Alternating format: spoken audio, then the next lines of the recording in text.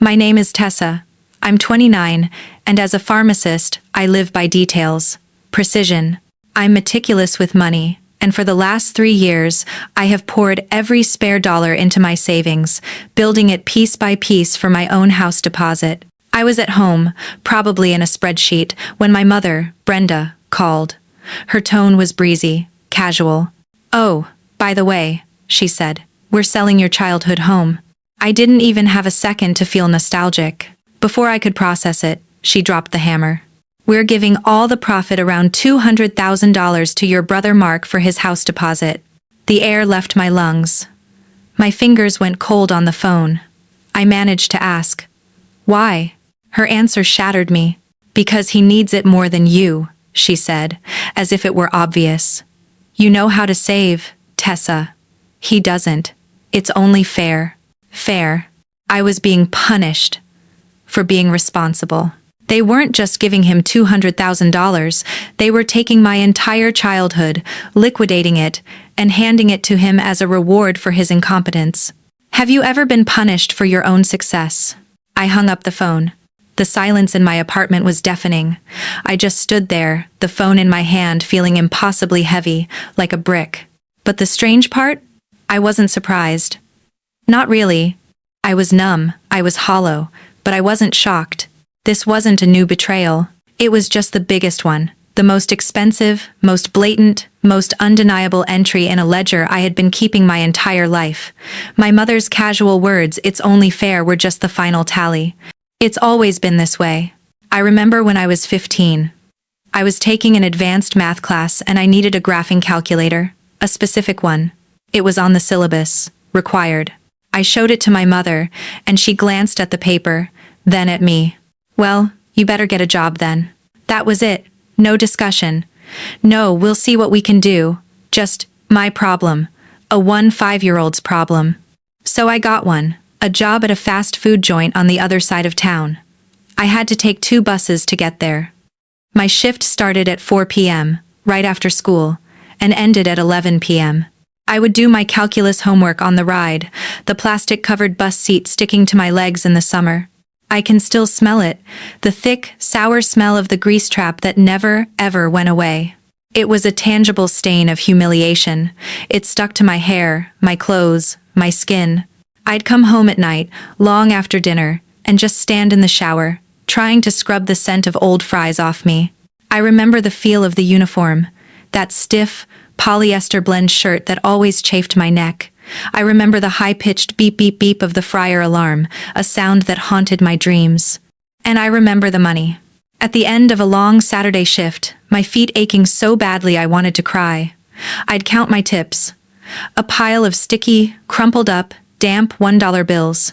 I'd smooth them out, one by one, stacking them in the locker room under a flickering fluorescent light. Sometimes, a customer would toss a quarter into the tip jar and laugh. "Don't spend it all in one place." I would just force a smile, the polyester collar chafing my neck, and say, "Have a good day." Every smile, every "can I take your order," every trip to that rancid grease trap, all of it, for a calculator, a tool I needed for school. I finally saved enough, 2 months later. I walked home, carrying that plastic blister pack like a trophy. I opened the front door, and there was my brother, Mark, 17 years old, lounging on the couch, feet on the coffee table. And next to him, a brand new, glossy box for the latest video game console. It just appeared. He didn't have a job. He didn't need a job. He had just mentioned he wanted it, and my parents bought it, no questions asked. That was the rule. It was the unspoken, ironclad law of our house. Mark had wants. I had responsibilities. My grades were a full-time job, scrutinized down to the decimal point. If I got a B+, it was, "Why wasn't this an A? You're the smart one, Tessa." Mark would bring home a C-, and my parents would sigh, "Well, he's just not built for school. He tries." He was excused. I was expected. That's the lesson they taught me, over and over again. It taught me one thing, and one thing only. I could never rely on anyone but myself. So I built my own safety net. My savings account wasn't just a number, it was my escape plan. It was my proof that I could do it alone. And now, Sitting in my apartment, holding my phone, I realize that $200,000 is just the adult version of the video game console. My discipline, my hard work, my savings, they weren't just a virtue. They were an excuse. My competence was the permission my parents needed to exclude me, once and for all. This pattern didn't just continue as we got older. It metastasized. I went to college. I went to pharmacy school. Pharmacy school was not a joke. It was a crucible. I lived on instant noodles and black coffee. I remember one specific semester. I was taking organic chemistry and pharmacology at the same time. I felt like I didn't sleep for 3 days straight, fueled by sheer panic and the fear of failing. I had to take out student loans I am still meticulously paying off because I refused to ask my parents for a dime. I knew the answer would be, well, you're the smart one, Tessa. You'll figure it out. I got my degree, I got my license, and I got my first real job. I started building my 401k from my very first paycheck. I was 22 years old, and I was already planning for a future 30 years away. And Mark? Mark was just Mark. He floated. He tried a few things, but nothing ever stuck. He was finding himself. He moved to 3 different cities in 4 years, each time for a new opportunity that would fizzle out. Each move was funded by mom and dad, his rent was paid, his car insurance was covered. He was exploring his options, which really just meant my parents were still funding him. Then, about 5 years ago, the real trouble started. He racked up, in my mother's words, multiple debts. She'd call me, her voice in a conspiratorial whisper. Mark's in a bit of trouble again. What kind of trouble? I'd ask, already knowing the answer. Oh, you know, she'd sigh. He's just so bad with money. They said it like it was a charming, incurable disease, like a food allergy or a bad knee. Oh, that's just Mark. You know, he's allergic to financial responsibility. It was credit cards. It was a car loan he couldn't afford. It was a great investment that turned out to be a scam. It was always something. And they always bailed him out. They would loan him the money, which we all knew meant it was a gift. They'd dip into their savings to patch the holes in his. Every single time, they insulated him from the consequences. They rescued him from the rock bottom he was so desperate to hit. How is someone supposed to learn financial discipline when they never, ever get to feel the pain of their own mistakes? How do you learn to swim when, every time you slip, someone instantly drains the pool and carries you to a warm towel? He never learned. He never had to. Meanwhile, I was living in a tiny apartment with a roommate I found on Craigslist. I was driving a 10-year-old car. I was living so far below my means, my friends thought I was cheap. But I wasn't cheap. I was focused. I set up an automatic transfer. The day my paycheck hit, before I even saw it, a non-negotiable percentage was moved, siphoned off, right into my high-yield savings account. The account I labeled my house. I watched that number climb, week by week, month by month, year by year. It was my proudest achievement. It was my validation. It was the physical proof of my discipline, my sacrifice, my independence. And that was my crime. Standing there in my kitchen, the phone call with my mother finally clicked into place. My blood went hot. A sick, burning realization that crawled up my spine and tightened my jaw until it ached. My discipline wasn't a virtue, it was a liability. My competence wasn't something to be proud of. It was a resource my family could exploit. The fact that I could save for my own house was the very reason they felt justified in taking my share of the family home and giving it to him. My success was the justification for my exclusion. I stood in my living room, staring at my phone. The screen was black, but I could still hear my mother's voice echoing in my head. That cheerful, breezy tone. It's only fair. That was the worst part. She didn't break the news to me with a heavy heart. She wasn't wringing her hands, torn over a difficult decision.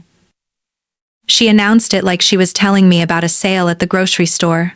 It was casual, it was easy, and that easiness proved everything. It proved that in her mind, my feelings weren't even a factor. She didn't anticipate my pain, she didn't prepare for my anger, she just assumed I would be fine. Because I'm Tessa, I'm the responsible one. I'm the one who just understands. They didn't even consider splitting it. Think about that. They had $200,000, a life-altering sum of money, the equity from the house we both grew up in. They didn't say, "We need to give Mark the larger share, maybe $150,000, and Tessa, here's $50,000 for your own deposit." They didn't even offer me a token amount. $10,000. 5. Anything to acknowledge that I was also their child. It was 100% to him, and 0% to me. The number 0 is so absolute. It's a closed door.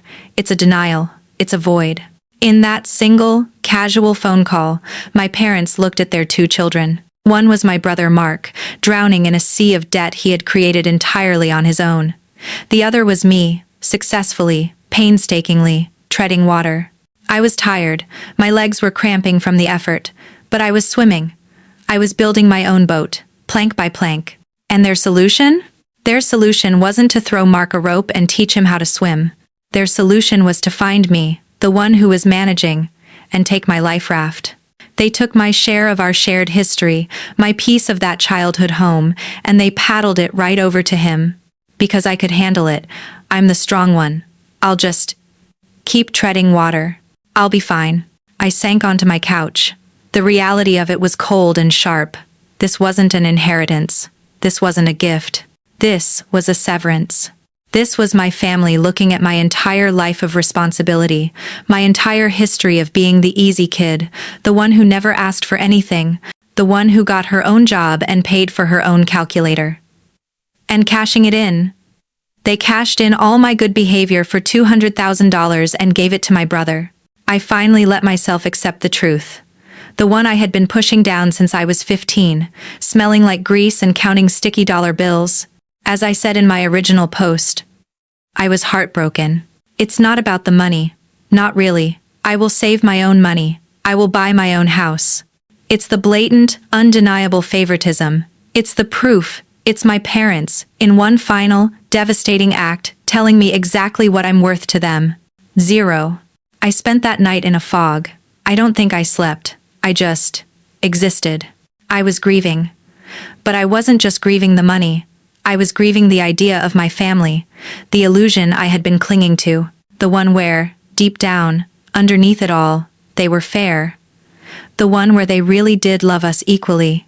That illusion was gone, murdered by a casual phone call. I called out of work. I told my boss I had a family emergency, which felt like a bitter, cosmic joke.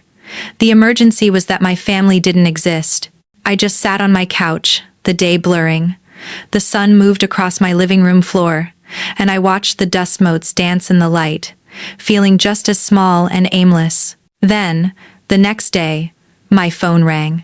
I flinched. I thought it was them, my mother, Brenda, calling to, I don't know, scold me for being quiet? But it was an unfamiliar number. I stared at it, my anxiety spiking. I almost let it go to voicemail, but something made me answer. Hello? My voice was dry, croaky.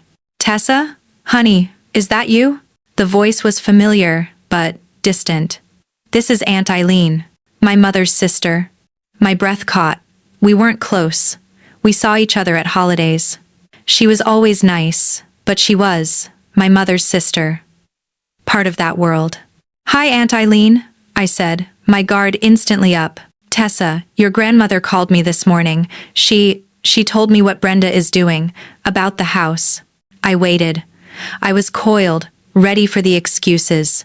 Ready for the, you know how your brother is, or, your mother is just trying to do her best. But that's not what happened. I told her the story. I told her what my mother said. The breezy tone, the $200,000. The justification, you know how to save. He doesn't. It's only fair. My voice was flat as I said it. Just the facts. But as I spoke, I could feel my throat tightening, the tears I'd been swallowing all night finally pushing up. There was a silence on the other end of the line. It was a sharp intake of breath. When my Aunt Eileen spoke, her voice was not the one I remembered from Christmases. It was cold. It was hard. She said, "What?" She said it was fair, I whispered. That, my aunt said, her voice shaking with a sudden, white-hot rage, is the most appalling, disgusting thing I have ever heard. I am furious. The dam broke. That one word, furious, did it. Hearing that validation, that pure, undiluted anger on my behalf from my mother's own blood, I couldn't hold it in. I started to cry. Not quiet, dignified tears. I was sobbing. Big, ugly, gasping sobs that tore out of my chest. All the pain of the last 28 years, all the calculators, and the video games, and the bad with money excuses, it all came pouring out. "Oh, honey," she said, her voice softening. "You listen to me. What they are doing is not okay. It is not fair. You deserve so much better, Tessa, so much better." I wasn't crazy. I wasn't selfish. I wasn't ungrateful. I was right. The validation was like oxygen to someone who had been suffocating. And then, as if that weren't enough, the next day, my grandmother called. My mother's mother. Her voice was frail, but the words were steel. "Tessa," she said. No preamble. "I've spoken to your mother. I am utterly and completely disgusted with her." Disgusted. The two women closest to my mother in the entire world, her sister and her own mother, and they were, unequivocally, on my side. It wasn't just me against them anymore. This wasn't a me versus them problem. This was a them problem. They were the ones on the outside. They were the ones in the wrong. That's when I knew I wasn't just hurt anymore. I was strong. The validation from my Aunt Eileen and my grandmother changed everything. It was like a steel rod had been inserted into my spine. My grief didn't disappear, but it crystallized. It turned from a passive, heavy fog into something sharp, something I could use. I had their support. I had the truth. And I knew what I had to do. 3 days after that first, devastating call, I picked up my phone again. I decided to call my parents one last time. This wasn't a call to beg. I knew the money was gone. I knew they wouldn't change their minds, and at this point, I wouldn't have taken it if they'd offered. No, this was a call to set a boundary. I wasn't asking for the $100,000 I was owed. I was asking for something far more valuable, and something I knew, deep down, they were incapable of giving: acknowledgement. I just wanted them to hear me, to understand, even for a second, why what they did was so deeply wrong. I dialed. My hand wasn't shaking. Not this time. My mother, Brenda, answered. "Hello?" Her voice was wary. She must have spoken to her sister or her mother. She knew. "Hi, Mom," I said, my voice dangerously calm. "Is Dad there? I need to speak to both of you." A pause. "Yes, he's here. I'll put you on speaker." The click of the speakerphone filled my apartment. It sounded like a gavel. Final. "We're here," my father said. His voice was gruff. Defensive. I took a breath. "I'm calling to tell you that what you've done is not okay." "Tessa, we've been over this," my mother started, but I cut her off. "No," I said, the word like a flat, cold stone. "You're going to listen. For my entire life, you have treated me as the responsible backup plan. And you have treated Mark as the project to be saved. And now, you are liquidating my childhood to reward him for his failures, and you are punishing me for my successes." I said the word I'd never been allowed to say. It is blatant, textbook favoritism. Silence. A heavy, static-filled silence that stretched too long. I heard my father clear his throat. "Now, you listen here, young lady," his voice boomed. That false patriarchal authority he always used when he was losing an argument. "That money is ours. We worked for that house, and we will decide what to do with it. Mark needs this. He's had a harder time. You've always had it easy." Easy. My 70-hour work weeks during my residency, my student debt, the nights I spent scrubbing that grease trap. Easy. They doubled down. They didn't apologize. They didn't explain. They attacked. I was overreacting. I was dramatic. I was looking at it all wrong. "You're twisting things, Tessa," my mother cut in, her voice suddenly slick and victimized. "We are just trying to be fair. We're trying to help your brother get on his feet. Why can't you be happy for him? Why do you always have to make everything about you?" But my mother, Brenda, was the one who finally snapped. Her casual tone was completely gone. In its place was something I'd heard 1,000 times before, something I finally recognized. The cold, sharp sound of guilt lashing out. "I don't know who you think you are, Tessa," she hissed. "After everything we've done for you. We raised you. We fed you. We gave you a home." A home, I thought, that you just sold to finance his bad decisions. And then, the final blow. The words designed to put me, the scapegoat, back in my box forever. "You are being selfish. And ungrateful." Ungrateful. That was it, the magic word, the emotional kill switch they had installed in me since I was a child. Only this time, it didn't work. Ungrateful? For what? For the job I got myself? For the calculator I paid for? For the savings I built, dollar by painstaking dollar, while they enabled my brother's every whim? Ungrateful for funding my own life, while they funded his? I didn't yell. I didn't cry. I just felt done. "Okay," I said. My mother was still ranting. "How dare you speak to us this way?" I waited for her to take a breath, and I said the only 2 words left. "I'm done." That one word. Ungrateful. It just hung there in the static of the speakerphone. It was the word they always used. It was the emotional hand grenade they rolled into every argument, designed to silence me, to make me retreat, to make me apologize for having needs. It was the word that meant, "How dare you? Go back to being small." My mother was still talking, her voice a shrill, angry buzz in my ear. But this time, it didn't work. The word hit me, and nothing happened. It was a dud. The fuse sputtered and went out. And in that moment of silence, a strange, sharp, cold clarity washed over me. The grief, the hurt, the 2 9-year-old ache to finally be seen by them. It didn't just fade. It evaporated. It was burned away by that one, final, failed attempt at manipulation. It was the sound of a chain breaking. A chain I didn't even know I was wearing. I saw them. I saw them clearly for the first time in my life. They will never see me. They can't see me. Because to see me the responsible, successful one, would be to admit that they failed Mark. They need Mark to be the victim, the one who needs help. And they need me to be the ungrateful, selfish workhorse. It's the only way their twisted family dynamic makes sense. He's the project. I'm the provider. They've made their choice. And I was making mine. My mother was still ranting. "And you're going to regret this, Tessa. You have no idea what you're—" I interrupted her. My voice was quiet, but it cut right through the static. I told them I was done, and I hung up the phone. I didn't slam it down. I just pressed the red icon. The call ended. Silence. I stood there, my hands still holding the phone. My heart wasn't pounding. My hands weren't shaking. I felt nothing. Just still. I opened my contacts. That bright, white screen. I typed in Brenda, my mother's name. I looked at it for a second. Then I scrolled to the bottom. Block this caller. I tapped it. Block contact. Done.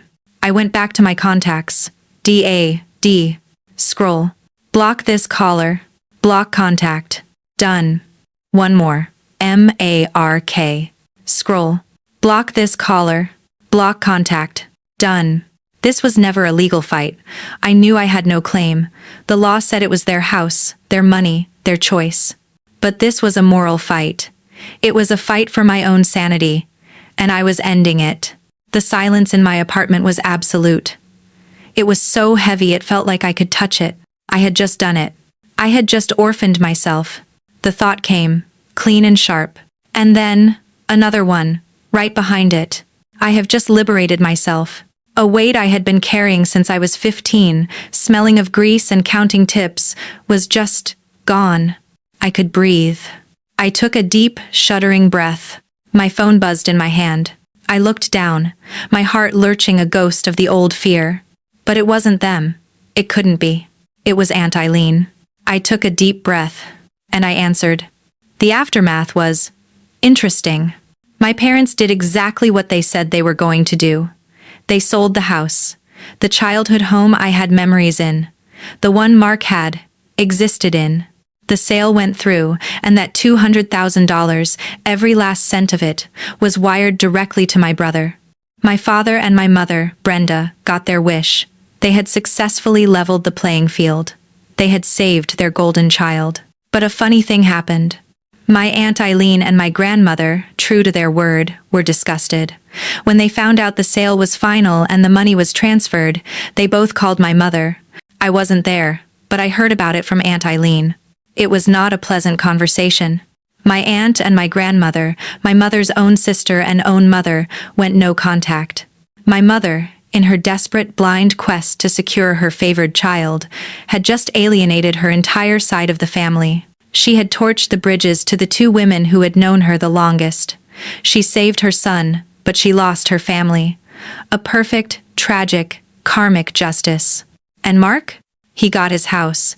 He got the down payment, free and clear, no strings attached. He's living in it now. But the entire extended family knows how he got it. They know the price of his new living room was his sister. They know his foundation is built on the favoritism that broke his family. He's isolated, living in a brand new house, paid for by the respect of everyone who matters. I wonder if he thinks it was worth it. I wonder if, late at night, in that house he didn't earn, he ever feels the phantom weight of what it truly cost. Probably not. But me? My family isn't gone. It just shifted. It purified. My found family is now my Aunt Eileen and my grandma. We meet for coffee. Last week, we were at a little cafe, the smell of roasted beans and old books in the air. My grandmother held my hand across the table, her skin like paper, her grip like steel. "We are so proud of you, Tessa," she said. My Aunt Eileen nodded, stirring her latte. She looked at me, her eyes so much like my mother's, but without the coldness, without the judgment. They were just warm. "Honey," she said, "I told you before, and I'll tell you every day if I have to. You deserve so much better." And for the first time in my life, I truly believed it. That phrase, "you deserve so much better," became my new foundation. It was the bedrock I started to build on. The months passed. I didn't get the $100,000 I was owed. I never will. And I learned, to my own surprise, that I truly did not care. I never needed it. I kept working. I kept being the pharmacist my patients rely on. I kept saving. That automatic transfer? It never stopped. Click, click, click. Every 2 weeks, my future building itself. 6 months after that final, terrible phone call, I signed a contract. 2 weeks ago, I got the keys. I'm standing in my living room right now. I'm holding a cup of coffee, and my hand is steady. There's no furniture yet, just a few boxes with kitchen and bathroom scrawled on the side in my own neat, precise handwriting. It's not a big house. It's a condo. The paint is new. It still has that fresh, chemical smell that signals a new beginning. The afternoon sun is pouring through my windows, hitting my empty wood floors. I can see the dust motes dancing, just like I saw them on that terrible day from my couch. But they don't look small and aimless anymore. They just look peaceful. It's all mine, and I bought it, with my name on the deed, with my discipline, with my hard-won money. Not a single dollar of it was a handout. There are no invisible strings attached. No one can hold this over my head. No one can call me ungrateful for it. It is, cleanly, utterly, mine. They thought being good with money was a weakness. They thought my competence was a resource they could exploit, a safety net they could cut loose. They were so wrong. My competence was never their safety net. It was my escape hatch. That was the key. All those years, I thought I was just building a savings account. I was wrong. I was building a door, and I just walked through it. They can keep the house. They can keep the $200,000. They can keep their golden child. I kept my freedom. I kept my dignity. And I kept my future. And I have one last thing that they will never have: peace. Sometimes, the only way to win a rigged game is to stop playing, to walk away, build your own game, and set your own rules. If you've ever had to choose your own liberation over a toxic family, if you've ever had to become your own hero, subscribe for more stories. You are not alone.